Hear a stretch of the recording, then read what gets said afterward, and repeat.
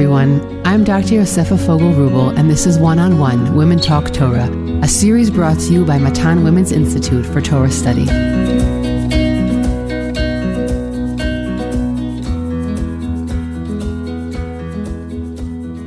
Hi everyone, I'm Rivi Frankel, and welcome back to Matan's One-on-One Parsha podcast, where we spend about 30 minutes discussing deep thematic points about the Parsha. Our series on Devarim is titled Dor Hemshech, Messages for a Lifetime. Each episode explores Moshe's educational message for the Jewish people as they prepare to enter the land of Israel.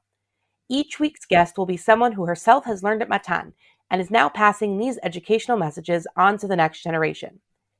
If you would like to sponsor a podcast episode in honor of a memory or loved one, please contact the Matan office by telephone or email us at podcast@matan.org.il.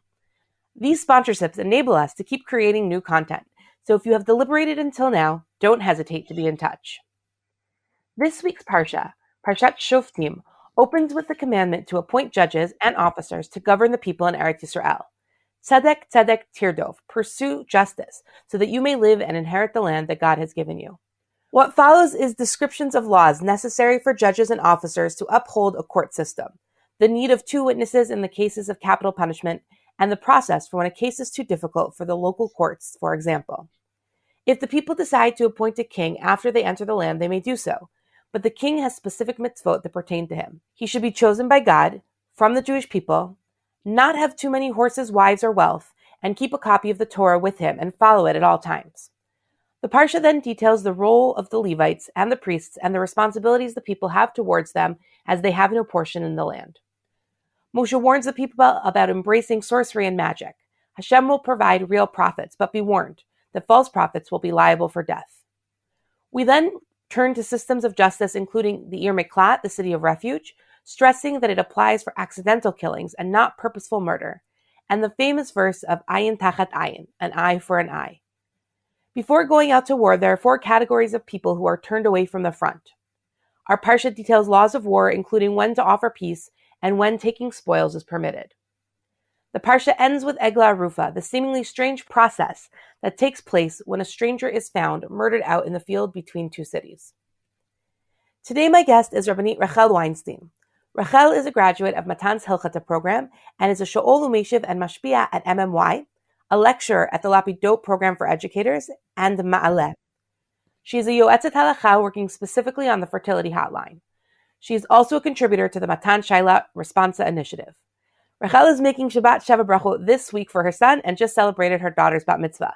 Mazal tov, Rachel, and thank you so much for being here with us. Hey, thank you. So happy to be here. So in this week's Parsha, we deal with a lot of systems that are being put into place for creating a just society, right? Tzedek, tzedek, tirdov. You should pursue justice.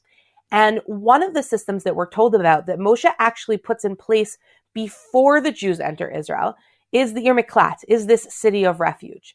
And part of the specific nature of the city of refuge is that this is not for somebody who murders someone and then wants to run away to be saved. This is specifically a system for someone who accidentally kills somebody. And I'm wondering if you can shed some light on why someone who accidentally hurt someone else would need to run, why this system is in place, and how this helps Bnei Israel and society in the land of Israel. Thank you for asking. And I want to say a few words before that, just about how I think it's interesting how in Judaism, it's very hard to be punished by capital punishment. Like in order to be able to be put to death, a person has to have killed intentionally. And also there has to have been a warning at witnesses. And it's interesting how even the witness have to say to him, you know what you're doing is asur. And you know that if you do it, you'll be put to death. And he has to answer, I know the almenat kanayase, and I'm doing it anyways. And I think that in halacha, we see how the halacha really limits very, very much capital punishment, the death penalty. And I think that also before we explore the reasons for Ir Miklat, I think it's important to understand that in halacha, there are a few definitions of intention. Okay, so in halacha, there's something called mezid, which again is doing something with intent. When somebody does something premeditated, that's mezid, right? It's asher tzada, he really planned it. There's shogeg, which is something that's done inadvertently by mistake. And there's something that's called ones, which is even like kind of a lower level of intention. And in halacha, we relate to all these 3 in many contexts. both in Rotzeach, right, in manslaughter or in murder, but I feel like Shabbat is one of the places where it's very easy to kind of like explain the terms. I want to go to Shabbat for a second. Okay, so if somebody does something on Shabbat that's not allowed, so they could either do it b'mezid, and then they would be punishable by death, just like we said in Rotzeach. And there could be somebody who does something b'shogeg. On Shabbat, shogeg is defined either by the fact that they didn't know the thing was not allowed, or they didn't know it's Shabbat today. And then mitasek, or ones on Shabbat, is somebody that something happened with no intention at all. Like if somebody leans on the wall and the light goes on, that's not even shogeg, that's called ones. So going back to Rotzeach, it's interesting how somebody who is Rotzeach b'shogeg, meaning somebody is, it's very clearly defined that he's shogeg, then he goes to the Ir Miklat. But in certain cases, he won't go to the Ir Miklat. And it could be either because we consider his act an act that's too close to mezid, meaning he wasn't being responsible and he wasn't being careful, and then he doesn't have the schut, he doesn't have the merit of going to Ir Miklat. Or it could be a case where it's so not his fault at all that we say he doesn't even have to go to an Ir Miklat. And I think part of what this really tells us is how Ir Miklat is both, it's both a zchut and it's a punishment. And it's kind of something it's a combination of the two. So it's a zchut because in the ancient world, or also in the modern world in certain societies, somebody who killed is in danger. There's the goel adam, there's the family that might come and kill him as a reaction to the death that he caused. But also there's this statement that even when something does something by mistake, so there are different levels of by mistake, but they are held responsible, they're held accountable for what their action caused. Meaning even if somebody didn't mean to do something, we really expect people to be very careful about people's lives. What you're saying reminds me of a story that I often tell when I'm guiding in Tel Aviv, standing in the port of Yafo, the ancient port that Shlomo Melech takes the Arzei Levanon, the cedars of Lebanon, from into Yerushalayim in order to build the Beit HaMikdash, the same port that Yonah runs to when he's trying to run away from Nevuah and HaKadosh Baruch Hu. And when you're standing in that port and you're looking out at the high, tall towers of Tel Aviv, at what used to be the sand dunes, if you turn to the left to today what is now the Satai Hotel, that used to be the police station in Yafo. And right in that very corner, there's one room that has reinforced concrete.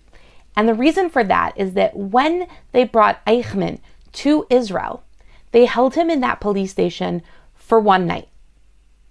And before they transported him to Yerushalayim, to the Gerard Bahar Center, where he was going to stand trial, for that one night that he stayed in Tel Aviv, they wanted to make sure that no one was going to know that Eichmann came in, first of all, at all. They kept it top secret. But also, if somebody did find out, that they wouldn't be able to kill Eichmann prematurely. And part of that is we wanted the world to be able to hear the atrocities that Eichmann and his fellow Nazis had committed against the Jewish people.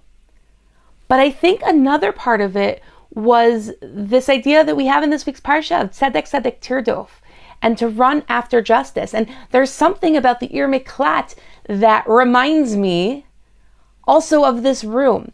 The Ir Miklat wasn't just a place that a person who committed accidental murder could run. And I have to say, I'm not making the comparison between Eichmann and an accidental murderer. Eichmann was evil and committed evil acts against humanity.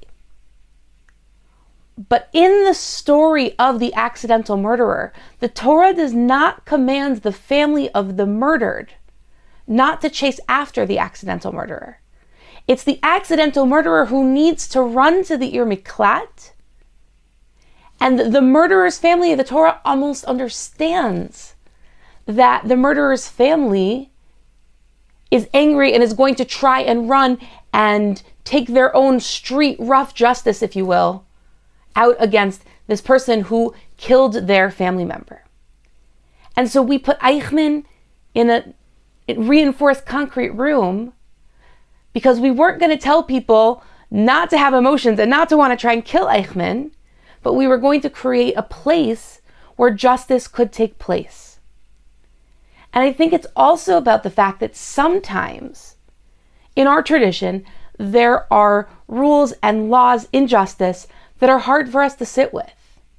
It's hard for us to say, I'm not going to run up and attack Eichmann, especially if we were the family member or even maybe somebody who had survived themselves.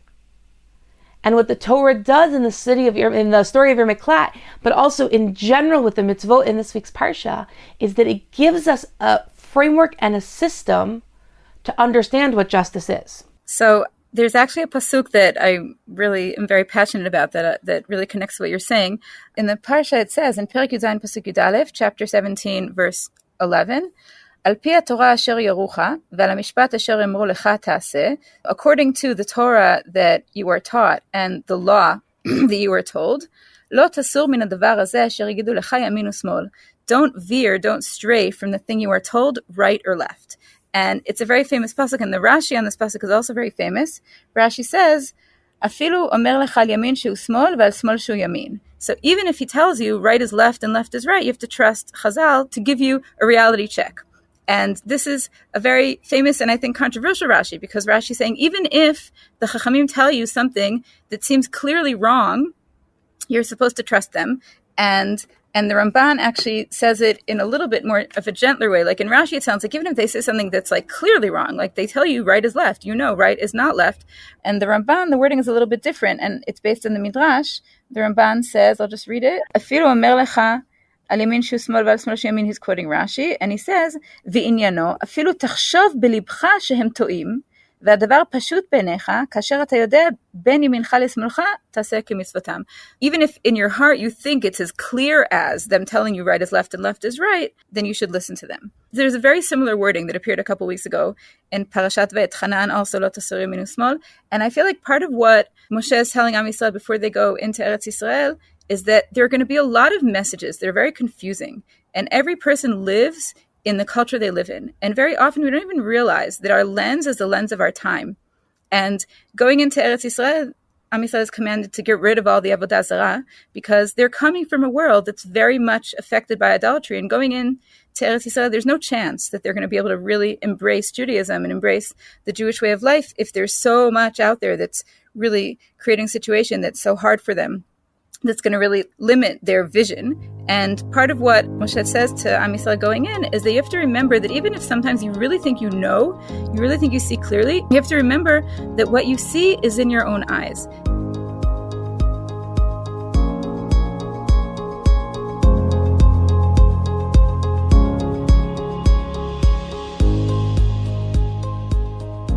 I'm just going to give an example in this context that I think really connects to what we were talking about before with the Ir Miklat. So one of the very prominent topics that comes up in the modern world is the rights conversation. And Judaism talks about rights, but the more central focus of Judaism isn't rights, it's responsibilities.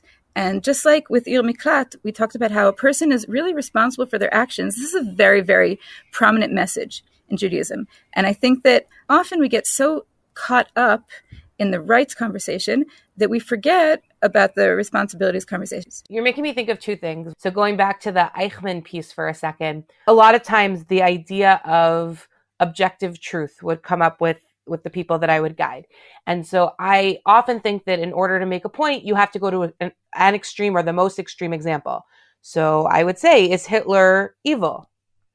And these were mostly college-age students would come back and say, of course Hitler's evil.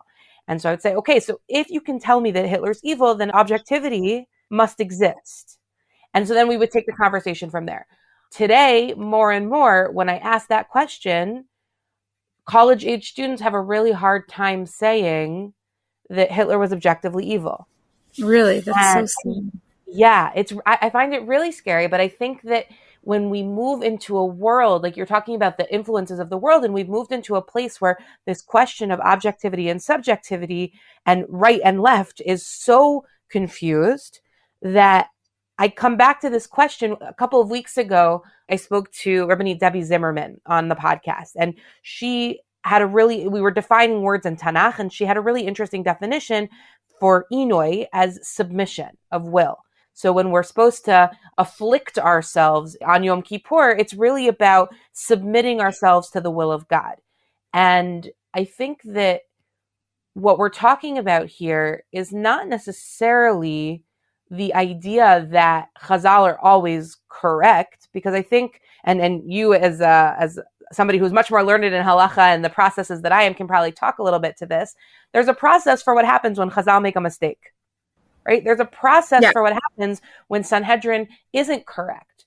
So I don't think there's an expectation that we see Chazal as infallible, but I think that we're talking here about submitting to the idea that there's an objective truth in the world, and that in that objective truth of God's system, we have to submit ourselves to a system that may be imperfect and maybe tell us that our right is our left and our left is our right, but we've bought into that system and we're going to continue to follow that system. And I think that's part of what this is saying, is that even when something is incorrect, we need to hold fast to the system. And that can also be scary and dangerous. Yaminu Shmol and Yimol Shmin is not to say that Chazal are perfect, and not to say that we think that all of a sudden, because somebody becomes part of Sanhedrin or part of the Mesorah, that they're infallible and godlike, but that we are submitting ourselves to an imperfect system because this is the system God has given it. Imperfect system, I just feel like I'd like to tweak that and just say it's not a godly system, right? It's not a totally objective system. One of the things we have to understand is that there's the people in the system and there's the system. And I think it's very, very, very important. I don't feel like I said enough. Very, very, very, very, very important to remember that no person is perfect, period. There's no perfect person. And that's how we're created. And also, Chazal, we're people.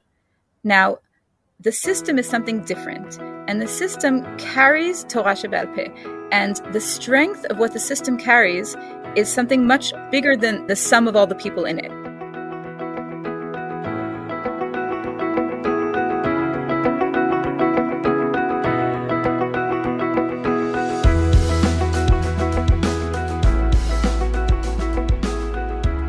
I feel like very often it's very challenging for us to approach ideas in Torah that don't, again, jive with the world we live in. And I taught high school a few years ago, and a girl who I taught, she sat down with me and she said, I have to tell you that, like, I don't get why we learn Tanakh, because, like, it's so lo chinuchi, it's so not educational. So I said, what do you mean it's not educational? So she said, there are all these themes that are, like, totally against our whole education. Like, you know, Yaakov marries 4 wives. And, like, she gave me examples in the Torah that, like, are totally not educational. And I don't remember exactly what I said to her, but I want to tell you what I want to say to her. And I feel like the question is, if I say, I know the truth and the Torah doesn't fit with my truth, or I want to say, the Torah is emet. Now, sometimes it feels very different than my outlook on the world, but do I want to say, oh, maybe I have to figure out how to, you know, to connect the two? Or do I have this basic assumption? Again, do I assume that the Torah is true? Or do I assume that my view is true? And I find very often in conversations at home with my kids, we talk a lot about how, are we citizens in the world first, or are we first Jews? And I think this is a really big question. And I feel like as we become more and more exposed to media, so we sometimes feel so familiar with all these fictional characters or even non-fictional characters, and they're in my living room, they're in my hand, and it's very confusing. And I feel like part of what I want to take from this week's Parsha is to say, I want Torah to be my basis of the way I look at reality. And all the other things, I'm sure there's a lot to learn from postmodernism. But the question is, if postmodernism is my base and I add a little sprinkling of Torah, or if Torah is my base and I add some sprinkling of postmodernism. I think one of the interesting pieces of this week's Parsha is the fact that at the very beginning, we're appointing Shoftim and Shotrim, right? We're appointing judges and officers to carry out the Torah. One of the things that the Parsha is setting up for us is that within this system, we have to create people that are going to tell us what to do and tell us that we're doing something wrong and tell us that this is right and this is left, even though I see that really differently. What kind of advice or what kind of messages is the Torah giving to these Shotrim, these officers, to educators, to parents, to friends, in terms of how to give that message of some of the things that you're talking about that I think hit really deeply in a way that people don't necessarily want to hear? Thank you. I want to mention one of my favorite mitzvot, which gets really bad PR. It's the mitzvah of tochicha. It's not actually mentioned in this week's Parsha or in Devarim at all. It's mentioned in Parashat Kedoshim, hocheach tochiach et amitecha, to rebuke your amit, your friend. And even though it's not mentioned in this week's Parsha or in Sefer Devarim really starts with the idea of tochicha. So the first speech, the first ne'um, the first address that Moshe gives Am Yisrael, we call Ne'um HaTochecha, where he reminds them of a lot of the things they did that were not so great. And it's interesting how the first Rashi of every book, Rashi talks about how Hashem loves us. Rashi talks about how Hashem didn't want to embarrass us. And instead of giving us direct Tochecha, he gives us a hint, a remez. And there's actually another Rashi that really talks about how we learn from Moshe how to give Tochecha, how to rebuke properly.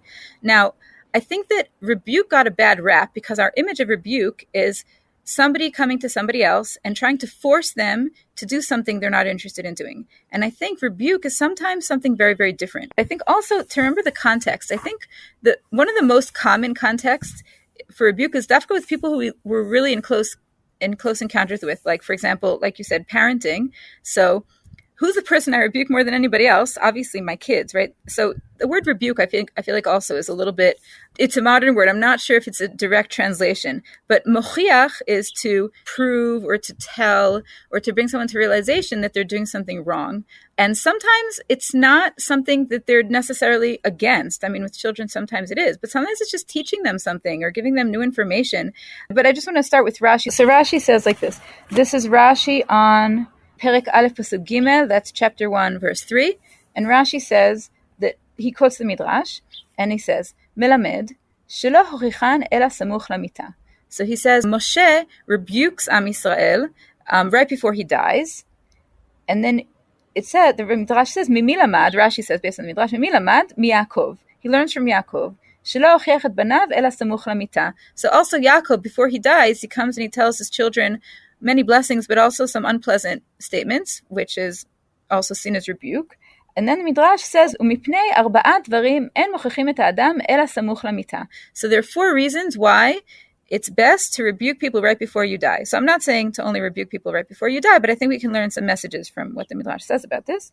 So the first thing is, kedei shelo yeh mochicho vechozer mochicho. So it's important when you rebuke someone to say it once, and that's it, not to say it again and again. And I feel like often we get caught in this trap that, like, when you say something, you expect the person to do it right away. And if he doesn't, you say it again. And the Midrash is telling us you should say it and take a step away. Now, the other thing the Midrash says, Rashi actually doesn't bring all 4 reasons, but the next thing the Midrash says is, V'shelo yeh chavero ro'eu mitbayesh mimeno. And again, I think this is the same idea, that when you want to make a statement, you want to say it and leave. Now, I don't think you want to say it and leave, like slam the door, but you want to give the person space. And when I first started teaching, I taught in elementary school, and I had a teacher who was like my mentor, and she would come into class and she would watch me teach. And one of the things she said to me once is, when you tell a kid to do something, you should tell him the thing and then walk away. Because if you're standing there, it's not going to be easy for them to accept your comment. But if you walk away, then they can process, and it can become their own. And I think this is a really important point with rebuke or with tochecha. And I think that it's interesting to think about what this means, about what our role is in tochecha. And on the one hand, I think what the statement is our role is to let the person internalize the truth that we're sharing with them, right? We don't want to force it on them. It's theirs. It's not ours.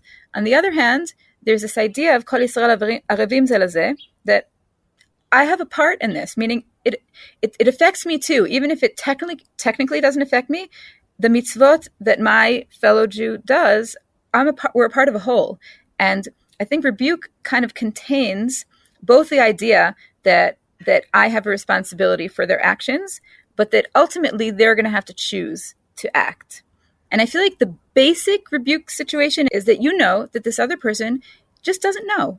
And they'd be so, happy to have this information. Now, I know there are many other rebuke situations that are not like that, but I think remembering that that's our starting point, that our starting point is that I have information this other person doesn't have. It's valuable information, and I just want to better their situation. I want to help. And I think coming from that place, it helps see rebuke in a different light. I also think it goes back to the conversation that Yosef and I had at the very beginning of the Sefer Devarim, which is that Moshe Rabbeinu is trying to get everybody on the same page, right? It's been a generation. Most of the people that he's talking to, whether it be the people live that he's talking to or us in our generation, didn't experience Har Sinai, didn't go through the desert. And so part of what Sefer Devarim does is it puts us all in that same space. And Moshe's intention is not, you're bad, you're bad, you're bad, but rather It's about making sure that we all have that same starting off point and that love for us to put us in the same place before we enter Eretz Yisrael. And I think that going back to the original opening of our discussion, where you're talking about Ir Miklat and you're talking about the city of refuge and understanding that sometimes people make mistakes. Sometimes people aren't even making a mistake. They're doing something and it's not their fault. But that ultimately, if we can remember that we all have different perspectives and we're all just trying to make our way through this sometimes very complicated thing called life, it can all do us in good stead in terms of the way that we relate to other people. But that ultimately we need to work together to remove things that'll be damaging to us. And that if we all come with that kind of positivity that you're talking about, I think that we can definitely not just make our communities a better place and our own relationships a better place, but we can, in a cliche way, make the world a better place. So I want to thank you so much. I want to wish you Mazal Tov again. And thank you so much for this conversation. Thank you so much, Ravi.